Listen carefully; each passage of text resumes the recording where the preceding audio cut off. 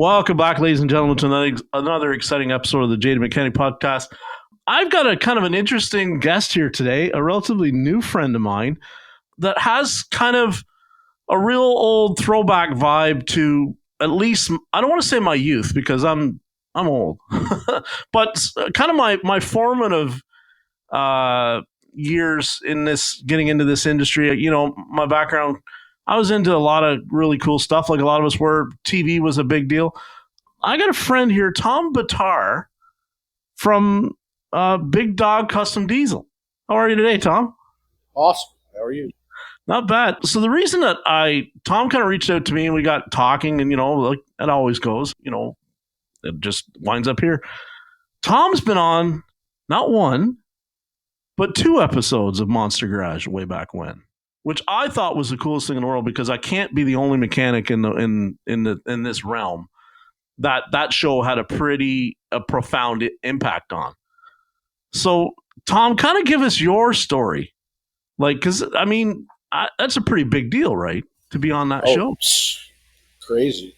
So, 2003, it was season 2. He only had one season, so he had, the lawnmower and the Mustang lawnmower and all of the, just were getting the thing going on. So, on the internet, there was, they were putting on something, internet was, just getting rolling, right? Infancy. And it was a thing, there was you want to be on Monster Garage? Send us your info, your tape, and this and that. So I did all the paperwork and what I was doing. And at the time I was working at a Ford dealer, running a truck department, working on diesels. And I had 6 guys under me.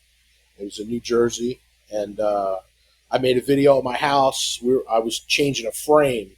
I had a lift at my house and everything, and I had a body shop that wanted a frame swap on a diesel. It was smashed in the front. So I was actually doing that, and we made a whole tape, and it was VHS back then. So yeah. It was a whole thing, dude. So I sent this whole thing in, and then they called me and said, "Hey, man, I was at work." Guy called me on the phone. He's like, "Hey, man, this is such and such from Monster Garage, man. You want to be on Monster Garage?" And I was like, "Get the fuck out of here. Hell yeah, dude." So it was a whole thing. Did you really think when you did it, that you'd get on? I don't know, man. Yeah. Not really. Uh-huh. Not really. Nah, not really. Because it was just something I was doing. I just did it, and I was getting, and I was already transitioning into my own shop. Right. I bought a running shop, Yoppie's Wheel Alignment. And I wanted to get out of I had enough of the dealer, and I was doing side jobs at my house, and it got too big. So, it was listen, it's time. So that was 2003. So I was working on this shop and wasn't given my notice. I did this. And then when I did this, I came back, I gave my notice, and then I started my own thing. Yeah. Yeah. That's the first shop was T&L's Car and Truck Center. So I started cool. That 2 miles from the dealer. That was nuts. So you're pretty kind of. I get the feeling from you. You never really said it, but you've been a gearhead pretty much your whole life. Oh, I grew up in it. My dad had gas stations. Yeah, I did everything from when I was a small kid. Yeah, he had hot rods, 24/7. And you and I were talking about you were good friends with so your episode, the hot dog cart, the first episode. that had a lot of awesome people on it. I didn't know it. Listen, I had no clue who these people were. Yeah. Yeah. So I flew out there. I'm driving to rent the car around, and there's Indian Larry walking on the road. Yeah. I pulled over. I'm like, "Indian Larry, dude, my name's Tom. I'm going to be on your episode." He gets in the car, man. We're driving around Long Beach with this guy. I'm driving around Long Beach with this guy. Don't even know him. I don't know who he is. I just know Indian Larry. I knew what he looked like. Yeah. I didn't know about his motorcycles. I wasn't into any of that stuff. Yeah. Because I was just working all the time. That's all I was doing was working. So, I never had my head up to look around, who's doing the hot rods, who's doing this. The only thing was, Jesse. I just seen him on. He was the only one on TV back then. Yeah. It just seemed like he hit the TV, and then after that, because it's true, right? He did it. Yeah. So you can't deny, like, he was the first one to do all the big stuff. The first thing I ever remember seeing about West Coast Choppers is on the very first Fast and the Furious movie. There's a scene where Paul Walker's walking Yeah, around. he just had a T-shirt. Yeah, and I'm just like, Paul Walker obviously not with us anymore, but I mean, just think about that little bit of ad placement, right? What that did for Jesse. And I mean, like, the guy's talented as hell. Like, I don't care what anybody says about the political, not the political side, but the celebrity side and all that kind of stuff. The guy was talented, is talented as hell. Back then was so groundbreaking in what he was doing. Listen, what they're doing now that I see firsthand is unbelievable. Yeah, because like, Tom's from New Jersey, guys, but he's made his way kind of like you did a tenure for a little while after in North Carolina. Yep. And now you're in Texas. Yeah. I love Texas. It's hot. I love the heat. I came here to do SEMA builds with Jesse, and I kept going home and telling my ex-wife, dude, we got to move. There's like, grandma's driving a diesel truck. Right. Like, everybody. Like, kids from 16, like, you name it.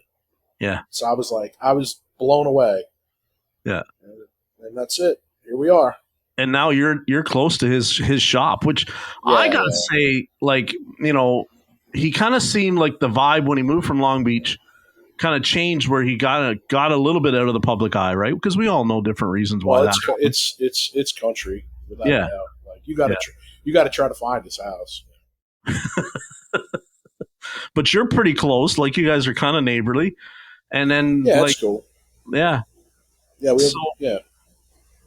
So what is when I first got here after my divorce, I got here July 4th, 2020, and it was during COVID, and he was taping the second round of Monster Garage. Yeah. He bought a season. Yeah. So I went to the shop because I knew the guys at the shop, and they're like, "Yeah, man, he's taping and this and that." I was like, "Oh man, whatever, no big deal. I'll see him whenever." And I went back to my hotel, and he texted me called me on the phone. I was hanging out, drinking. I was like, "Yeah, dude, what do I do? Fresh as divorced, like, I didn't know what to do, man. I had my truck and my trailer outside, and that's it. Like, I was looking for a place to live." And he calls me. He's like, "What are you doing, man?" And I said, "I'm just hanging out." He's like, "Well, get your fucking ass to Monster Garage, man.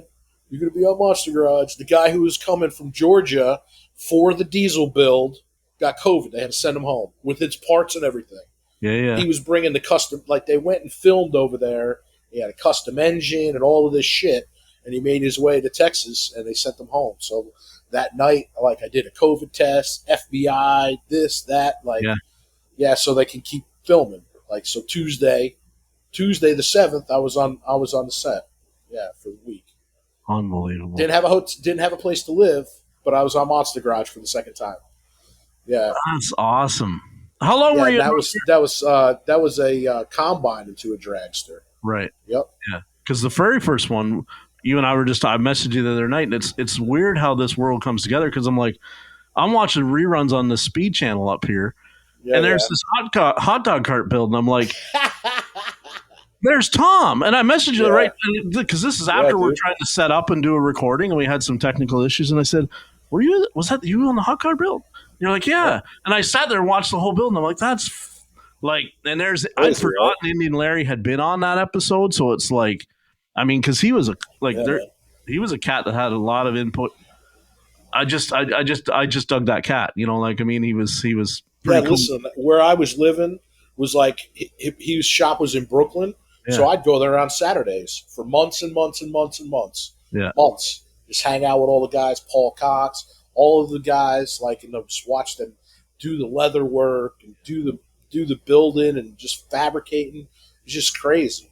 And then I moved to North Carolina, and ZMAX just opened, and that's when he was doing a show. I was on my way when they said that he crashed and died. I was on my way to see him. That I didn't see him, when I moved, I didn't see him for a couple years. And then I wanted to see him, and I was driving to that racetrack. It was only 45 minutes away. Yep. So what was the push for you to get out of Jersey and onto North Carolina?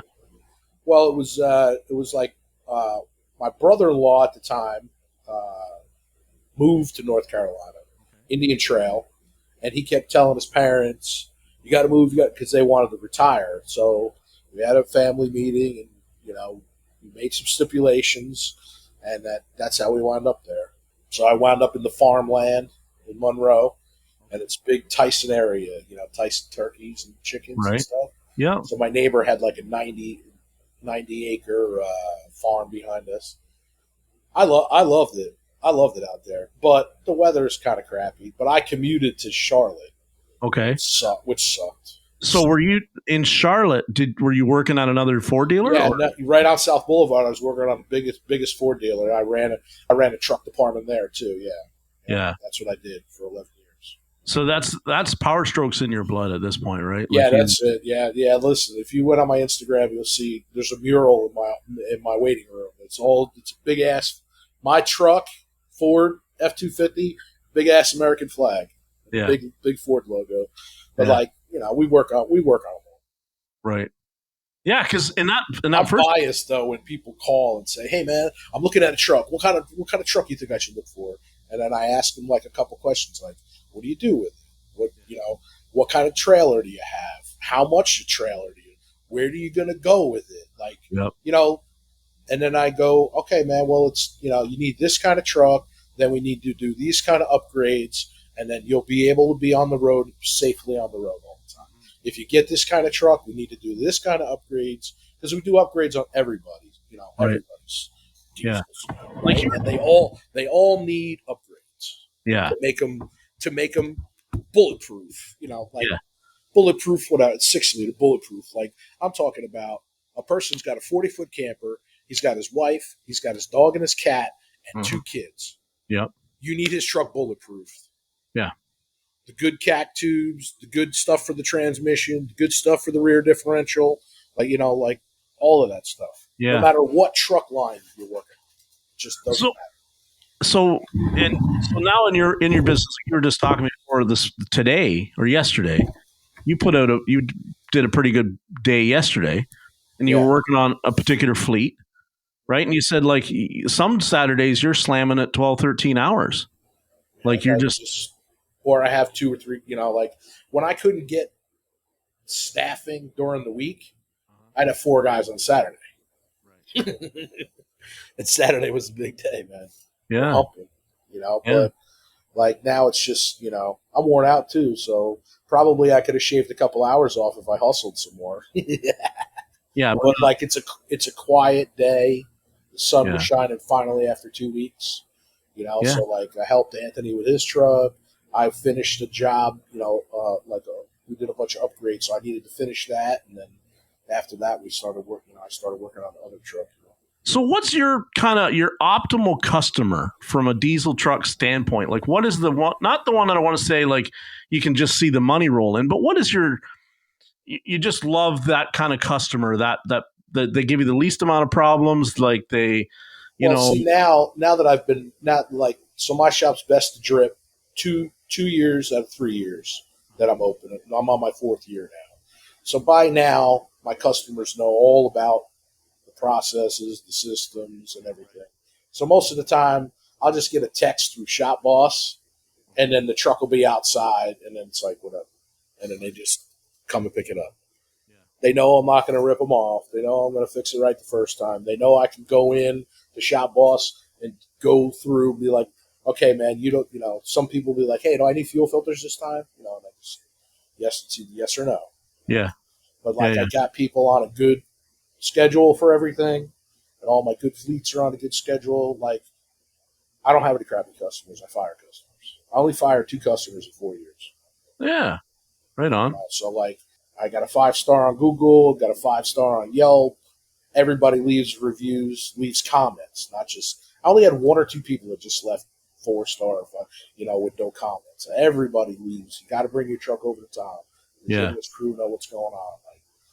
Scott's a Ford guy, Ozzy's a Dodge guy, Ryan's just an all-around kid that, works on everything with us. Right.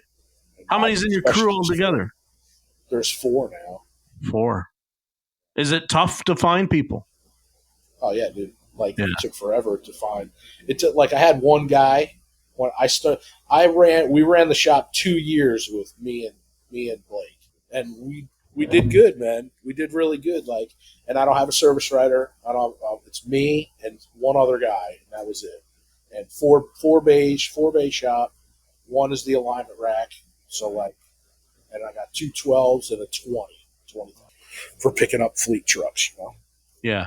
And so like, then I got Scott, and there was 3 of us, and then I had to get rid of Blake. So then there was 2 of us for a long time, and I had this other dude, Trent, and he's working in Austin. And then I spent about, I'd say, 10 grand on trying to find help, whether it be I hired a recruiter, and then I was using, I was using 1 or 2 of the other ones.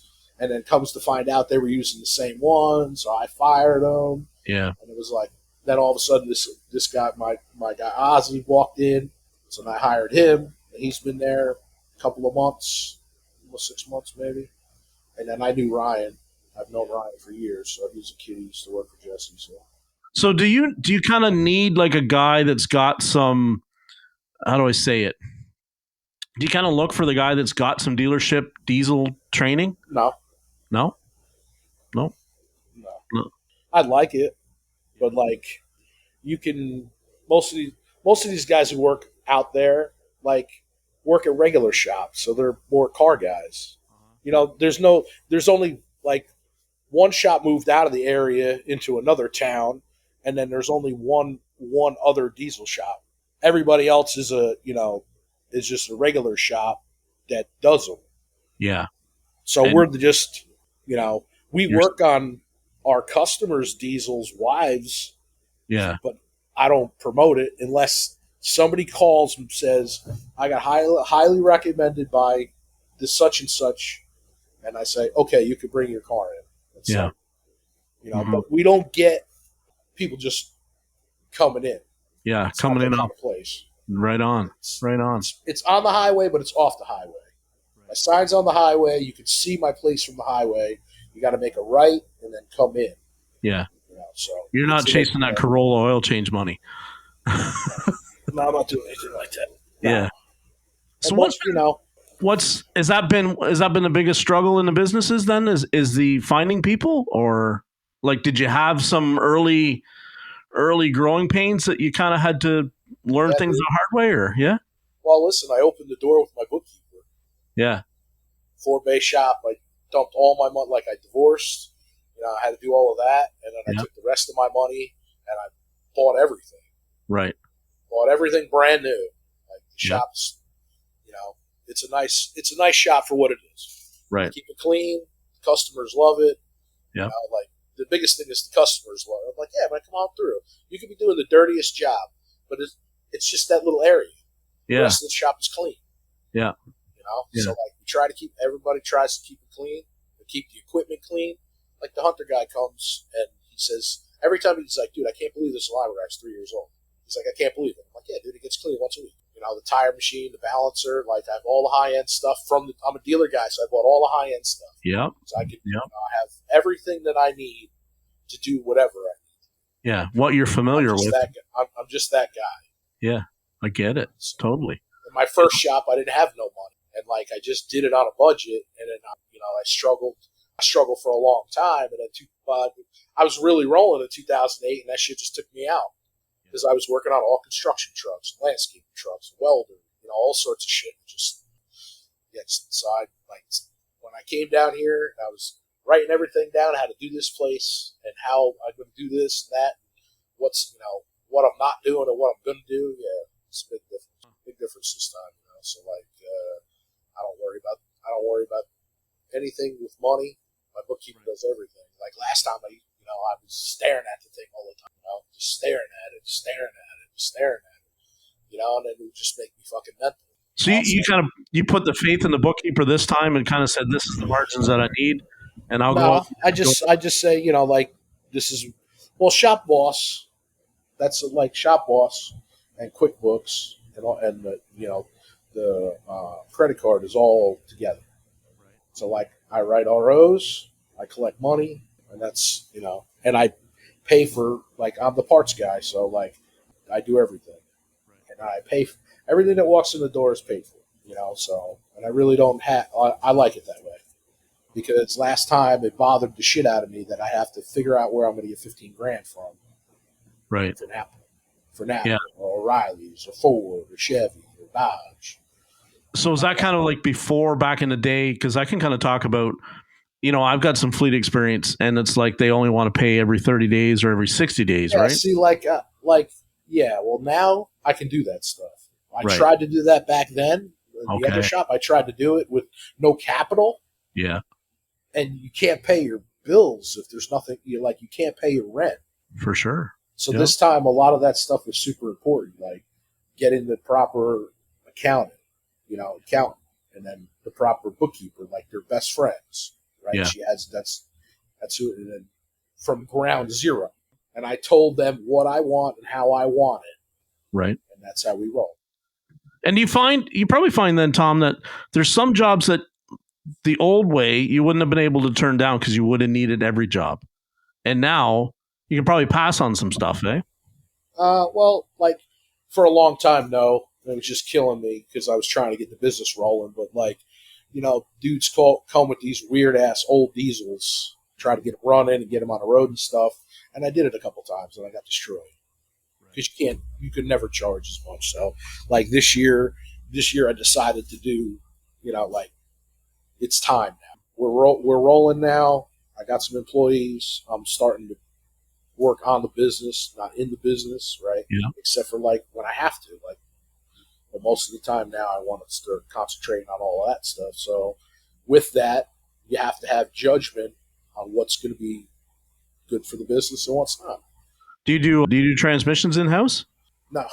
No. Yeah, but like all my trucks get hot rod transes. Okay.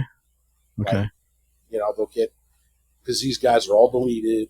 They're all towing big trailers. They're all like balls to the wall. They all come with the transes fucking blown the fuck out. Melted down, fluid, this, that, Yeah. But even the Ford stuff too. Like even there's TSBs on stuff. And it's just like, it's not, I'm really more trying to be cost effective for the customer. So I talk to the customer about it, and I'm saying, this is how I feel about it, and this is why I want to do it this way. What do you think? Yeah. Because since I'm a tech. Yeah. Like they already, that's why we're getting to be really, really successful. Mm-hmm. Because I'm a tech. I'm not a service renter. Right. But I'm a business owner. Like it's tough. It's a tough deal. Yeah. It's a tough deal, but it's actually in my favor. Yeah. I would think, because it's like when you say, listen, man, I've seen this and I've had to go in and fix it after the fact. That carries a lot more weight than just saying something like somebody that, I want to say maybe is in a shirt and tie going, this is how we think you should do it this way. You know what I mean? You can speak from that first base. I was there. I had to fix the fallout. This is why I don't want you to do it this way. I think that's huge. What was I going to say? Because you and I talked about, before we got on a little bit, about some of the social media content and stuff like that. And you're on Instagram and you're on TikTok, right? Yeah, and like my Instagram pushes to my Facebook. Right. Okay. And then I just started TikTok. I just like I don't have no truck followers. I just have whoever's following me.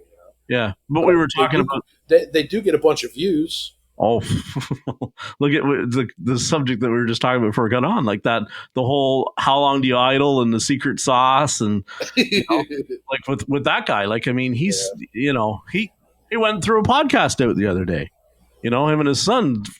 The first episode of it was actually really good. I listened to it, but I mean, what do you think about all, like, because I have to think, like, climate wise, you must see some different failures down in Texas that you didn't see up north. Yeah, dude. All like hoses, gaskets, O-rings, they just melt. Yeah. Under the hood, man. Under the hood, it's just fucking hot as fuck. Yeah. But like in Jersey, where I'm from, in New York, you left your truck running. Yeah. But listen, I left before a 6-7. Right. Right? Yeah. I went to North Carolina. You know what I'm saying? So I was in North Carolina, for the end of the 6.4 and 6.7. Right. Right. So You still see a lot of the 7.3s running around in Texas? listen, I'm a specialist. We're seven. Like we fix tons of them. Yeah. Tons, and people love them. And you have no idea how much money they spend on. Yeah. I can't remember the You last have a time. 7. You have a 7.3 guy. The last one I did, his bill was like, it was over $6,000. Yeah. Wow. But he needed a turbo, and he got a big exhaust, and we did the up pipes, and we did manifolds, and we fixed fuel leaks, and we did this. We did a lot of work to the truck. We really did. But like the truck had 380,000, and he's like, Shop Boss. I don't know if you know about Shop Boss, but I like Shop Boss. So like, make the whole estimate, send it on an email and the text, and then I get an email about approval, and then I go into the thing. Dude, it wasn't 2 minutes. I remember this like it was yesterday. It was a couple months ago. I sent it, boom. I'm like, all right, cool. Like, all right, I got one more estimate to do. And I was like, beep, write an email. I'm like, holy shit, Wilcox. I go in there, brrr, down the whole thing. I'm like, holy shit. He approved everything. And like you could pay like Shop Boss, which is another thing that's really good, is that you could pay, and then I just lock the truck outside. Put the key in the gas door. Yeah. Whatever. Or lock it in it, and because they have the code. So he just paid the bill. I was like, damn. So that's like between this shop and the last shop, that's 100% turnaround. Versus waiting and knocking on people's dude. A landscaper had like 10 trucks. I'm like, yo, dude, come on, man. Yeah, I need to get paid. He would bring these junks in, and just run up the tab. So I'm not doing anything nonsense like that. If I don't like get a good feeling about you, like you're giving more than a deposit. But like for the first 2.5, 3 years, I had to do that. Yeah. Now I have to do it less. Like, do I do it on a $10,000 transmission? Yeah, all day. I have to. But like, do I do it on a couple $1,000 job? No. Do like upgrades, do tons of DCRs, right? Now I stock them. It's still, it's a lot of money to have them on the shelf. It's just not cheap. But when they call, I'm like, yeah, I can get you in tomorrow. I can get you in Thursday. And they're like, really? Before I'd be like, yeah, I'll order it. I'll get your bill ready. This and that. I need a deposit. Now I'm just like, yeah, get the truck in here. I got one in stock. Right. Yeah. So now I'm down to one. Not tomorrow. I'll order another one because the guy's coming in tomorrow for one. Right. Then I'll have it in 3 days. So now that recall that just Ford got announced, is that going to affect your business or? I don't know, man. Yeah. Yeah. I hope it doesn't. I think it's a program first, but like, who knows, man? But like a lot of ones that I do are upgrades, so they're not gonna, Yeah. Like the trucks are tuned, the trucks got lifts, they got tires, they tow trailers. Yeah. They call me and say, hey, man, I hear about this thing that's going to happen to my truck. I'm like, sure, I can fix it for you. Yeah. Right? So, like, I don't know about the whole recall because I haven't really looked into it. But I heard it was like, first it's a reflash to change the temperature, to cool the fuel off. Right. I heard that first. Yeah. And then I don't know what I think you can get reimbursed if you had your pump done. I think. But like the guy who had his thing scattered for stupidity, like we just did a bucket truck and the dude ran at 70 miles an hour down the road out of fuel. We put fuel in it, we purged it, we cleared the codes, it started up, and then I'm like, it was Friday night. I'm like, all right, we'll worry about it Monday. And then Saturday I pulled the intake off. I pulled both the intakes off, and pulled the sensor out, and it was just smoke. So, yeah. That was a really good customer. He's like, just fix my truck, dude. Yeah. Right on. The guy just comes there, just fix it. That stupid ass I got working for me, just fix it. So that got a DCR, it got a whole fuel system, pull the tank, fuel cooler, fuel pump in the tank, and the rear, fuel filter housing, it got everything. It's a good ticket. It's a good ticket for sure. Yeah. Lots of guys talking about doing them, right? Like if you can get onto them and start to make some money at it, cut your labor in half, like on your actual time, your efficiency is way up. It's a good job. So, and a lot of guys don't want to touch it. I don't pay flat rate in my shop. So that's another kind of like issue that I have. But the other issue is like I don't want to deal with the flat rate issue. Right. Right. So I just don't do it. Yeah, which is kind of a funny thing from you because I mean you're a dealer guy from way I know back. that, but the problem is that I was the biggest motherfucker when it comes to my fucking paycheck. Yeah, right. And like some of the stuff that we do, we get destroyed on Diag. Yeah. Sometimes it's days. So like, what am I supposed to do there? Right. I can't. You know, it's like it's a sword I didn't feel like dealing with as stepping away. You know what I'm saying? Listen, going from what I was doing to what I'm doing now was a transition like nobody's business. Yep. Right? And I tried to have a girl in the office. I tried, it just doesn't work. I tried to have guys that don't know anything and it just doesn't work. Yep. You know, so like I'm figuring it out. It's painful. Every day's painful. You know, but the alternative is like I told my daughter June 5th, 2020, that was my last day at the dealership. I went home and I told my kid, I said, Tiffy, your daddy's never, ever, ever going to work for anybody and make anybody $1 ever again in his life. Promise. But it's fucking hard, dude. it takes a lot of guts. Like, I mean, there's a reason I've never done it. And I get my detractors. But listen, man, like, I was making so much money that, like, my ex-wife was just like, are you fucking stupid? You're fucking stupid. I said, nah, I'm tired of making fucking people rich. Yeah. If I'm making almost $1.50, around there, right? How much am I making that motherfucker? Yeah. At almost $200 a fucking hour. Well, no, I was making 50 and the labor rate was 150. So tell me that, right? So yeah, and that's a funny thing because we've seen that conversation come up before, Tom, and it's like, well, that 100 goes to overhead, like there's. No, I know that. And you know it, but we've also like a lot of us can put our hands up and go, yo, I've seen that, none of that overhead's going back into the business. It's not buying me training. It's not buying me equipment. It's not, I'm still working in the dark. Yeah, I was fortunate in North Carolina that the store wasn't bad, and then they fucking built it awesome. Like when I left, it had 20-foot glass, plexiglass doors, air conditioned, tile floor, LED lights. Like they went above and beyond. I had big lifts. It was a good place. It was good, and I was at the top, and your shop's got air conditioning, obviously.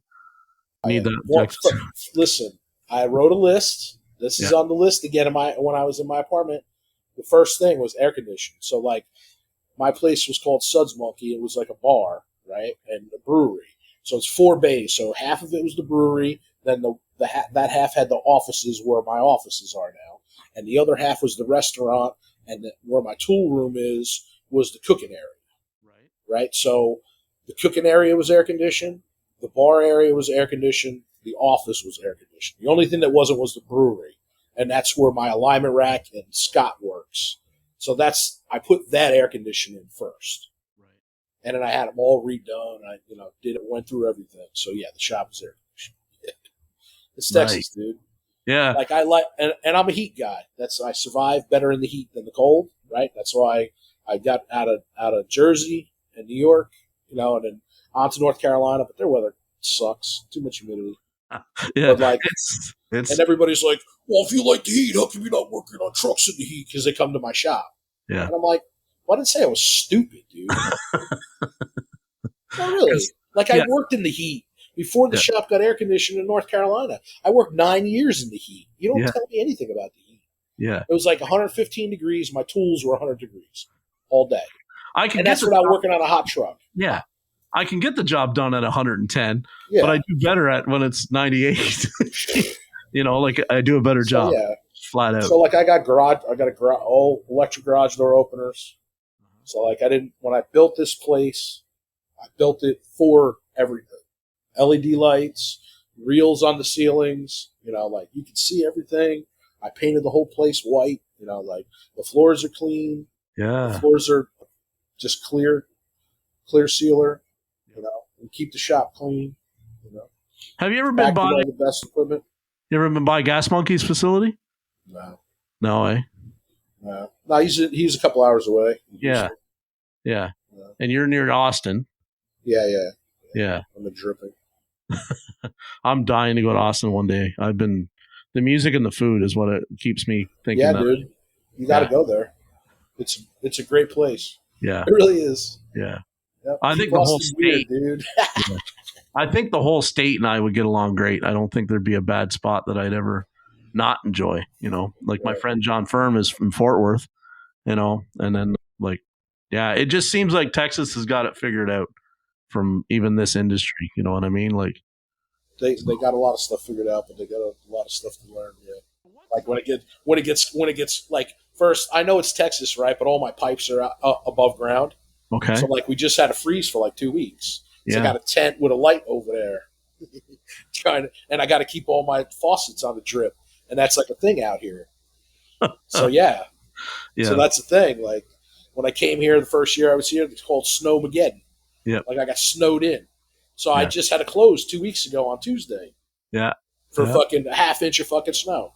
Yeah. I remember we were talking about where I was laughing at you because I'm like, oh my God, dude. half an inch of snow. Like we don't even dude. we don't even wipe the cars off until they've got a foot of snow on the top of them, right? Like we just park them inside. Clean a hole and just go. It'll be gone by the time you get where you're going. Lots of stripped off windshield wipers and everything, right? Because people are like, I don't have a snow brush, so I just turn the wiper on full and rip the gears out of the truck. we don't see any of that. The only thing we see is wiper blades just smoked. Yeah. Gone, torn. Yeah. I consistently check a wiper blade. So have you got yourself like a 5-year plan, a 10-year plan? Like what's kind of Yeah, well, I kind of do, but it changes, man, by the week. Yeah. Just because of what's going on. Like, there's another spot right across from my building, half 2 bays, and I really want to get another guy and get busier, grow some more. But the 5-year plan is, I need to get a place that it's mine. But the problem is that it's in a great spot. It's just in a great spot. So, some people say buying is better. Some people saying renting is better. Like I haven't figured it out. Yeah. I don't have the collateral yet. It's going to be 4 years, July 7th. So, I don't have the collateral to take on $1 million, $1.5 million, $2 million venture. Right. Because what happens when you start with $1 million, right? By the time they're done with you, it's 2.5. Yeah. So like I'm a realist. I'm not a retard, right? Like I'm just a blue collar guy. So yeah. Yeah, it always seems like whatever you think you're planning for, you always need more than what you thought. Yeah, right. So like I can't put myself under that kind of stress. Mm-hmm. Like I was under stress for a long time, my whole life, right? And that was another thing when I was sitting here, stress management, right? So like I got rules, right? I work 40 hours a week. I work 8 to 5, 5:30 tops. I get there at 7:30. I get there 7:45 because I live 5 miles away. That's another thing. No commute. Yeah. No long commute. Wow. No commute. So like I'm 5 miles away. I get there when I get there. I leave at lunch to get my dog out. They're 12:30 to 1:15's lunch. So like I'll leave at 12:30. I'll get back at 1:15. And then 5:30. That's it. And then when the lights go off and the air goes off and I get in the car, that's it. It turns off no matter what happens that day. Mm-hmm. What do you do to de-stress? What kind of activities do you like to? It's not. I don't really have a lot of activities, man. I like to just sit out. I live on 30 acres. I rent up on 30 acres. My dog, and I just sit outside, man, with my cat and my dog. Yeah, that's a good place to eat and drink close to home. And, yeah, you said you saw Jesse this morning for a little bit. Yeah, that's pretty cool, man. Yeah, I'm the same way. I just I don't have 30 acres or anything, but I mean I've got my little dog that keeps me from stressing out, and this podcast really helps. Sometimes keeping the positive going. This isn't an easy job, man. This isn't an easy job at all. None of it. Tech wise, service writer wise, customer wise, but like a lot of now I've started listening to that dude's podcast and all of that stuff and some of yours, right? Yeah. Some of that, like 80% of that stuff is self-inflicted. Yeah. It is. So I try like hell to alleviate all of that. This is why, like, it's been slow, right? And I took on a third guy before Christmas, right? So we made it through. Was I stressed out, in a bad mood, and worried? Yeah. But, like, now here we are now. Now the shop's busy again, a couple weeks later. And, no compromise.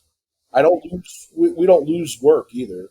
Yeah. Like, I was listening to that guy's podcast, and he was telling me there's a statistic that 50% sales rate is good. Dude, that's piss poor. Are we talking selling about Mike? Jobs? Are we talking about Mike? Which there's been so many episodes I've been listening to, like so many different people. The last this is that guy with the one you told me to listen to. Confessions of a Shop Owner. So Mike Zed Beard. Was Zeb? Oh, no, yeah. No, I'm sorry. Yeah, that was the. Hang on, let me go back. I'm listening to the one with Stroker's Diesel right now. That guy's cool. So shout out to Zeb Beard. Yeah, he's big time. Yeah, like that guy's got it going on. You want to know why? I got a rule. I've always had this rule that I taught service writers for years. Don't let the tail wag the dog. That's right. Okay? Yeah. But at the dealership, they're worried about car count. They are worried about this. They are worried about that. It doesn't even matter. They're not even thinking about themselves or their staff that they spend all of their time with. That's right. So I was a big asshole about that shit. Yeah. Like, you promised it? Well, you're dumb. Yeah. I already got 5 jobs I'm doing for you. Yeah. Well, you got to do this. I says, I don't got to do shit. That's right. You got to go tell that customer you're a moron. Yeah. You I was very hard on my service writers for years. Like, I had 6 guys under me in Jersey, and I had 2 service writers. We had 2 truck service writers for 1 truck team, And I said, you guys got to talk to each other. You're up there next to each other. Yeah. It's impossible what you want us to do. Yeah. So, like, that's another thing when I was sitting there. Don't let the tail wag the dog. Yeah. But see, they overpromise, right? Like, it's overpromise and say yes to everything. Okay, so let's see. Matt Lofton with Elite Worldwide. Okay. That's what I listened to. Yeah. So he was saying sales rate 50%. I listened to this when I was at work. Yeah. And I was like, what? Because I was trying to think, like, I don't want to toot my own horn, but, like, I'm at, like, 98%. Yeah. Trucks don't come to me to leave. That's right. Yeah. Zeb Not says if you're a good shop, right? Yeah. No, like, when you're a good shop, that other guy who's open 3 days a week, he's open, and it's like, I'm mind blown by that. Well, I don't know how you get that much production done. I don't understand how. Like, I can't do it in my shop. Yeah. Because sometimes you're working on the trucks for 2 days. Yeah. So, like, that bay is not running 10 vehicles through it. That bay is running Scott's Bay some weeks runs 3 vehicles through it. Mm-hmm. Mm-hmm. But those 3 vehicles got piles. Like, I'm not a volume. I'd rather have less and do more. I've always done that. So when I would go up to the service writer and I would give him a list for $8,000 worth of work, after the 3rd one, he'd be like, "You're fucking killing me." I said, "No, you're fucking killing me because I don't need to be setting the truck up 50 fucking times because you're a moron. I want to work on this truck for 2 days, make 45 hours in 2 days, and make you $5,000. Then we can go to the next $10,000 job and the next $8,000 job." Yeah. So that's my whole take. Yeah. Well, and that's what was so amazing about Zeb is when Zeb built his place, Zeb's got more room than he's got techs for. And he built it that way intentionally because he's like, once the truck's inside, we're not pushing it out. We're not driving it out to the room. Yeah. It's tough. Yeah. And then he's like, the guys move their toolbox. You see them; they're on skateboards, and Yeah, we well, used all the big roll carts. Like, to- I was never an advocate for any of that shit. I like to. I have a Mister Big, and it yeah, sits in front of my 20,000 pound lift, and that's where when I want to work, that's where I work. yeah, I have a roll cart, and that's it. Like, yeah, I don't have one of those roll carts that have 10. Your toolbox is your roll cart, but it's kind of efficient, right? Because Scott had to do that most of the week this week because we got one that got the injectors out of that are being sent out to get tested. So like, it's a big truck. Things on 40s. yeah, So it's a big truck. It's super expensive. So the thing's got to sit there.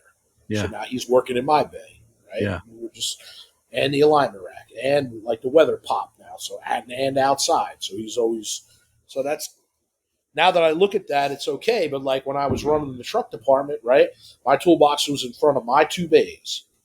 When I was doing the truck department in North Carolina, my toolbox was in front of my 4 bays. yeah, So I'm old school. I'm 50. I'm 54, so I'm old school. Like when I first started, I went out a Snap-on truck when I was 18 years old or 19 years old. Hey man, yeah, I want the biggest toolbox. I'm a short guy. KR 1000. yeah, It was in front of my bay, and I had a roll cart. So I've had that. It's just my MO for 30 years. Get shit on the roll cart, you go over the alignment rack. yeah. Get shit on the roll cart, you go over to the next bay. Go to shit in the roll cart, go in the back of the truck and take the rear apart. It's just how I did it for years and years and years and years. At 54, what's your succession plan? Do you have one? Like, what do you want to? I mean, is there anybody coming up in the family that wants to? You'd hand it off No, to? I just have a daughter, and she's in the medical field. She's in North Carolina, so like, I really don't have one, dude. I just got to rock and roll because, like, I had a big divorce, so and so like at 50, I'm starting over. Right. So the only great thing is that everything I own is paid for. Right. Yeah. The shop is full of the best shit, and like, I don't need to buy anything. The only thing I'm thinking about buying now is a hot trans flusher. Yeah. Because usually when we do a trans, we put all new coolers in. Yep. Right, clean the lines out, new radiator, new cooler. Wherever it goes, wherever the fluid goes, it gets new. Yep. I'm not putting a $10,000 trans in it and then fucking not having a 100% job. Yeah, $100 line staying in there full of trash. Yeah. Right. No, I whatever. Like I tell my customers, whatever we need to do to make sure you are on the road, you stay on the road. If you look at all my Instagram, it just says, call us to stop by, see how we can help you stay on the road. Fleet's big thing. Got to keep the customers on the road, not in the shop. That's right. So like, we really don't do comebacks. Like, we drive them until they're fucking fixed. Customer doesn't get it back. Scott lives in Canyon Lake, so it's 60 miles one way. So sometimes he'll drive a truck home for 3 days. Because these trucks that aren't deleted got to go through a lot of monitors. And this shit takes a long time. And the codes don't come back for a long, cycles. And so he's always jerking them off all the way home. Yeah. And like, I can't, the customers spend too much money for that. Right. And they're there by choice, right, from other shops and saying, dude, I just can't deal with it anymore. Yeah. I just can't handle it anymore. Yeah. I heard about you. Yeah. Please. Oh, yeah, no problem. When they walk in and they see the Ford mural, like, yeah, I'm in the right place. No matter what car line it is, it's just like this guy. Like, I had to do it. It's awesome. So you got to go on Instagram and see it. It's killer. Check it out for sure. I mean, I feel like for so many of the customers, they don't understand it, but I feel like sometimes the big truck market or the diesel truck market guys kind of get it because they realize that it's not. It's not just a Corolla they're driving around. Like well, listen, they still got the same problems that like dudes aren't diesel guys. Okay, so like when you go on my website and you go on everywhere, we are certified diesel guys, right? Yeah. So like if you have a guy in your shop, I work on diesels. Okay, what kind of classes have you taken? Do you know how the systems work? How do you get this? And like I'm still taught. I have an IDS. We have 4Scan. We have everything, right? Yeah. I have access to the Chevy scanner. I have access to. I have the pass through, Right. so I can program everything ourselves. Yeah. Right, and I have I have access to the Ford stuff. So all I do is text my dude. He gets me online. I can run Oasis. Yeah.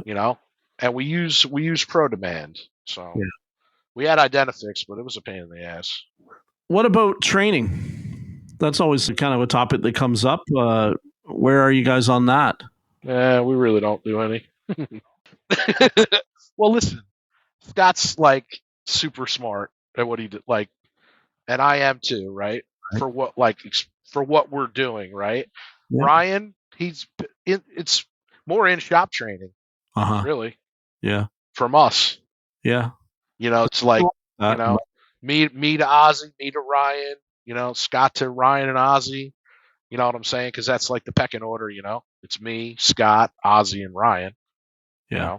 And you guys but all like, get along. But here's the problem. I'm a little biased on training too, because like I'm used to Ford training, right?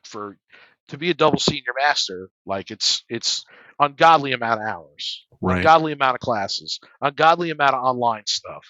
So the stuff that the auto parts store brings in, come and learn about basic electric, like I don't know, I'm biased. Yeah, you're kind of because I'm thinking that the guys like can learn more from us. Yeah. Right?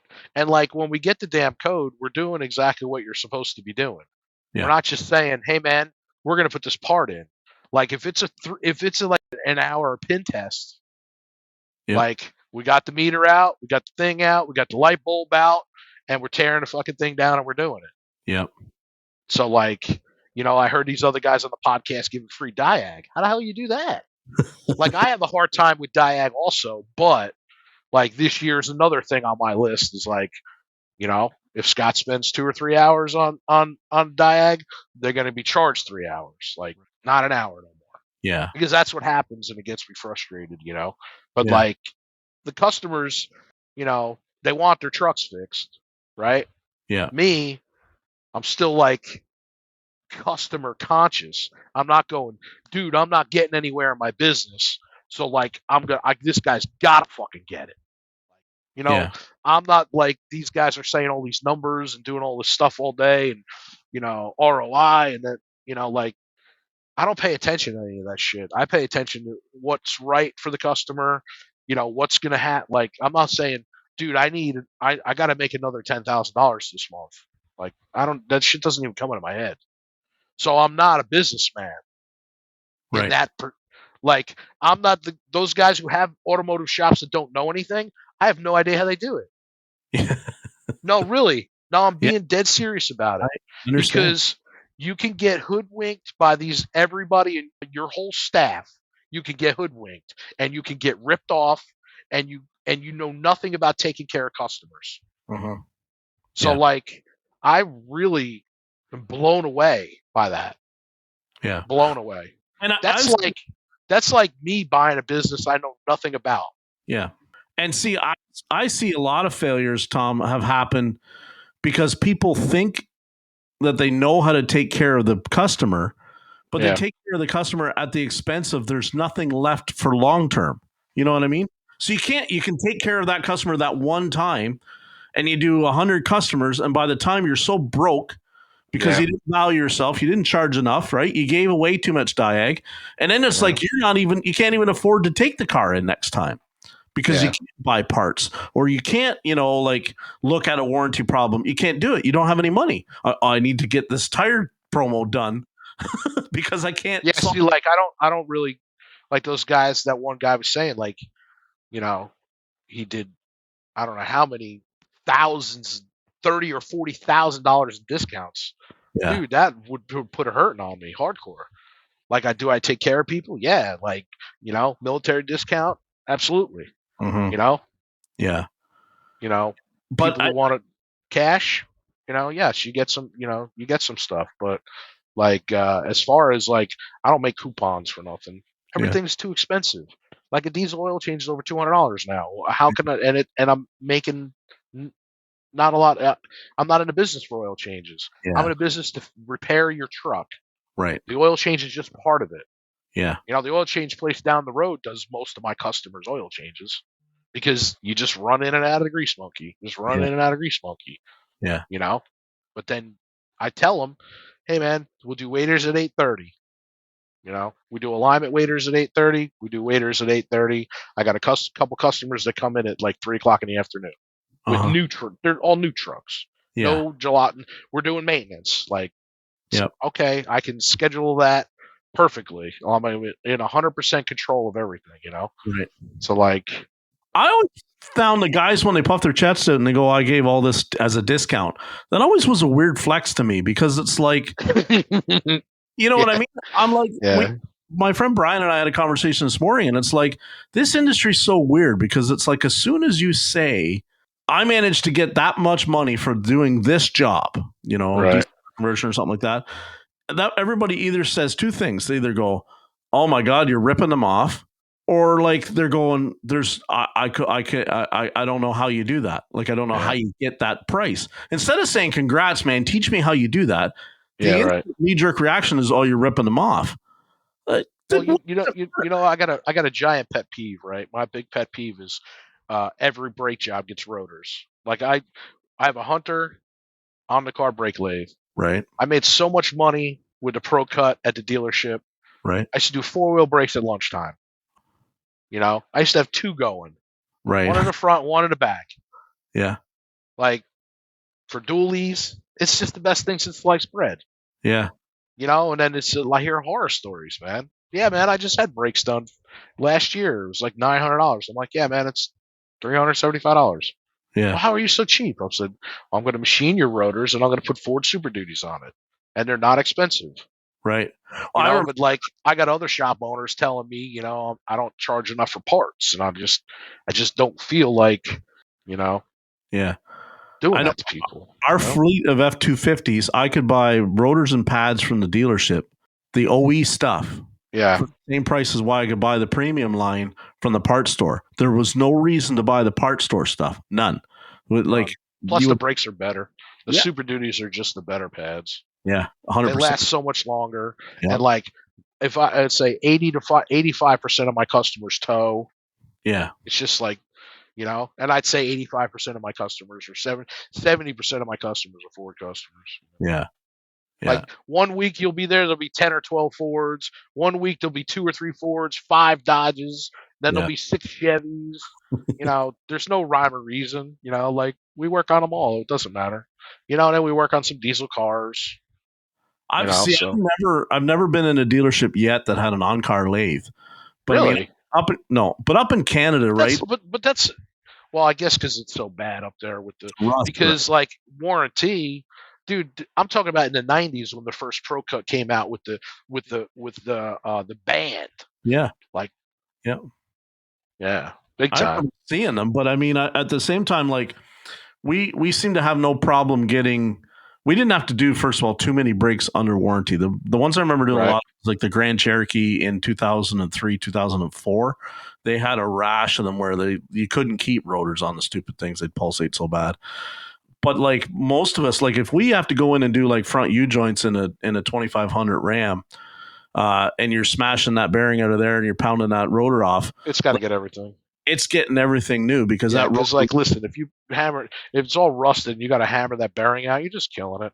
Yeah, it just doesn't make any sense, But I mean, I've never. So I've watched a guy do an on-car.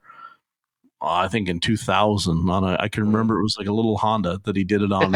His own so listen, so the Honda's the big one because the rotors are behind the hump. Fucking dumb. Oh, it's like a Transit now. Don't go Transit, do it the same way now. I mean, it's stupid. Yeah. You probably don't work on a ton of them though. Not anymore. Yeah. But I bought the air powered freaking caliper thing. Yeah. Right? At the dealer. But like these other idiots, like, you have to read the book. They're torque to yield bolts. Like, we had a lot of problems, man. The heavy ones were shearing the bolts off and crashing, and like Charlotte was a big deal, and they kept coming around, and I kept telling the boss, I said, Go in the shop manual, dude. These fucking assholes are using the old bolts. They're just hammering them on with the fucking gun.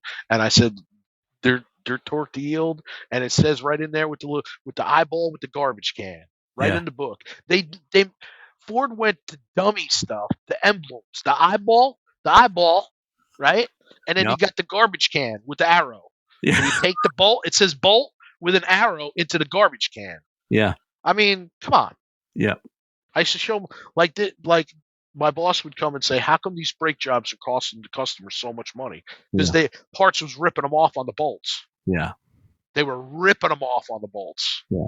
But see, but I've trainers and whatnot, coaches, that like the cheaper the part is, the more margin you put on that part.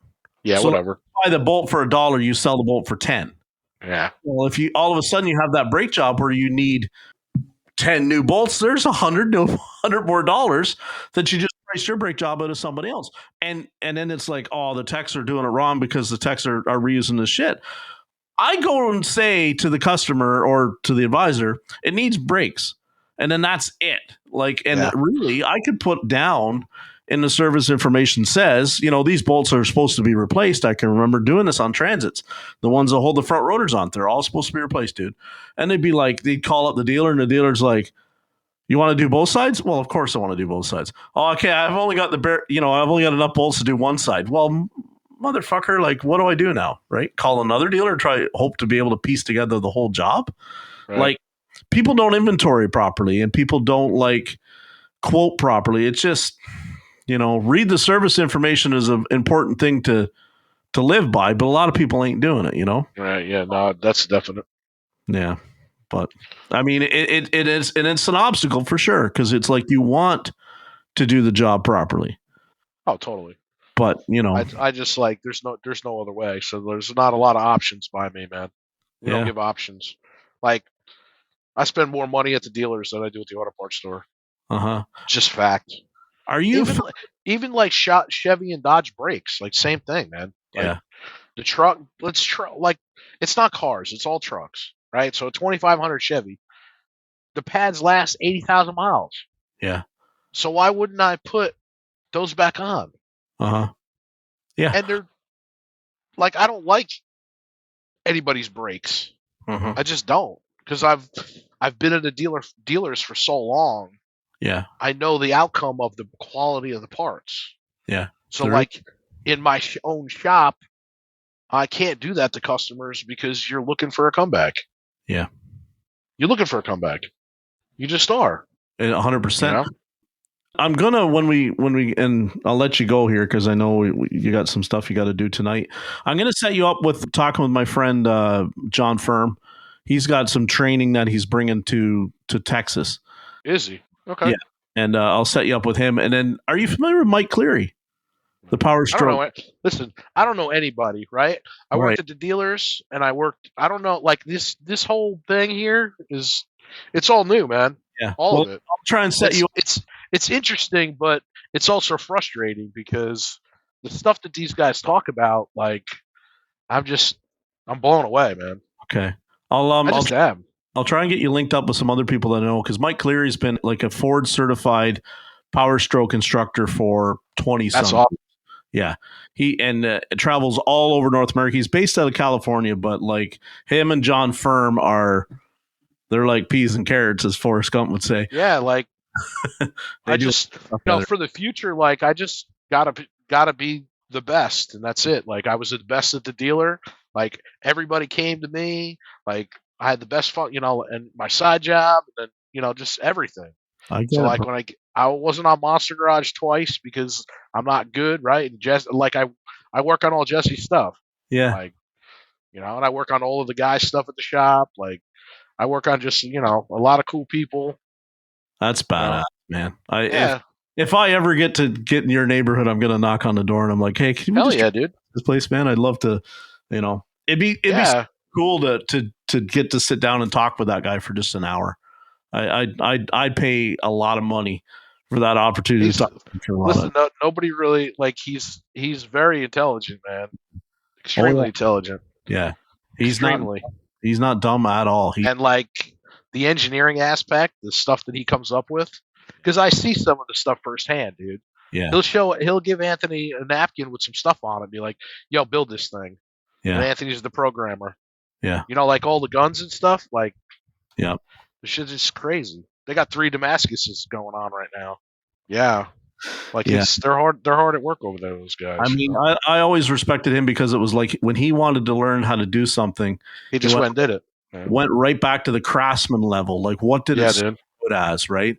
And that's how I start, is at the basis. And then he just, he's a cool as hell dude. You're a cool hell dude too, man. So I won't take any more of your time, but I appreciate you coming on today.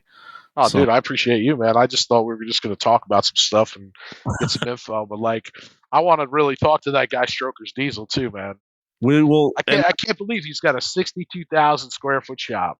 Listen, and 12,000 square foot he lives in. 50,000 square foot and 3 people. Okay, so Tom, what I'll try and do is I'll set up and we'll do like the 3 of us will get on tonight.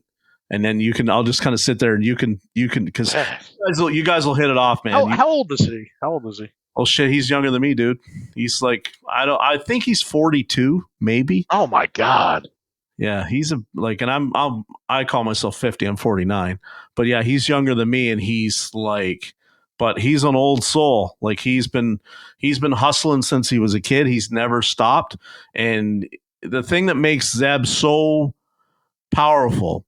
And is everybody says, well, he's got some big balls on him. That dude, I'm amazed, can walk, because there is no fear in Zeb. There is no quit. Right. There is no doubt. Listen, I'm listening to that thing where he's building his shop. He went to the town. They gave him the piece of property he wanted. Yeah. And then he just started. I got my own dozer, and I just started clearing the land out. Oh yeah, yeah. And then gets the banker, and just I don't know how. Yeah, I have a peaceful life, like not having bills like that. So like big dreams and big goals, you got to have some stuff like that. But you know, the next 5 years is that's the goal. You know, well, is to start I for sure that's going to be my goal going out of here. Is we'll get you and him on in an episode, and you kind of just pick his goal. And then going forward, I'll help you reach out to a bunch of other people in your area that can kind of get you not pointed, because I'm not saying you're not killing it. That's not what I'm trying to say. But they can help you tweak your little. Well, listen, so two things. Tekmetric, that you think that's better than Shop Boss? You know anything about Shop Boss? I've never used Shop Boss. I've used Tekmetric. I was blown away the first time I used Tekmetric on how it took everything from my tech standpoint, because I don't do the front counter thing, right? So I can't say on that. But in terms of the inspection of the vehicle, the finding everything that I need to find on the vehicle, how it integrates, amazing. And it's not just because they sponsor the podcast.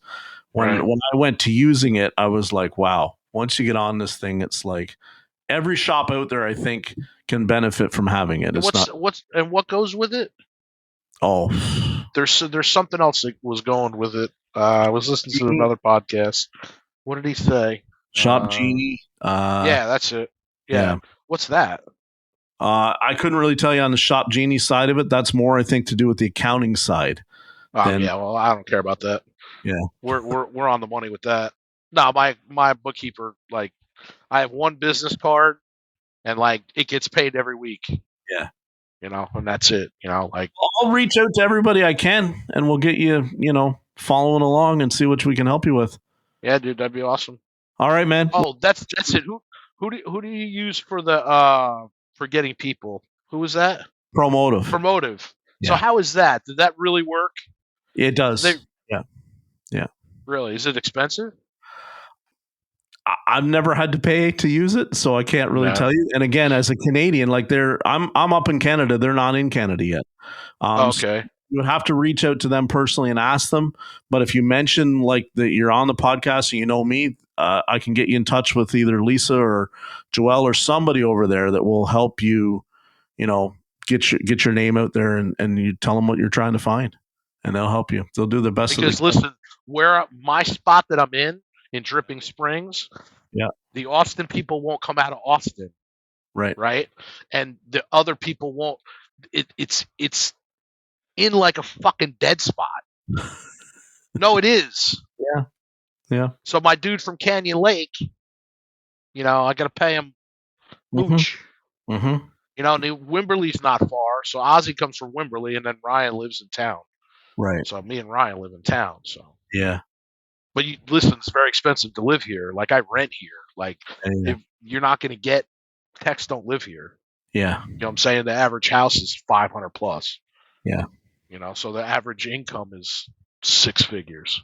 It's not 50,000. Yeah. I understand. You know what I'm saying? So I'll reach them and see what we can do. We'll get something going. All right, man. Be awesome, man. I appreciate you. I appreciate you coming on tonight. Thank you very much. All right, dude. Thanks.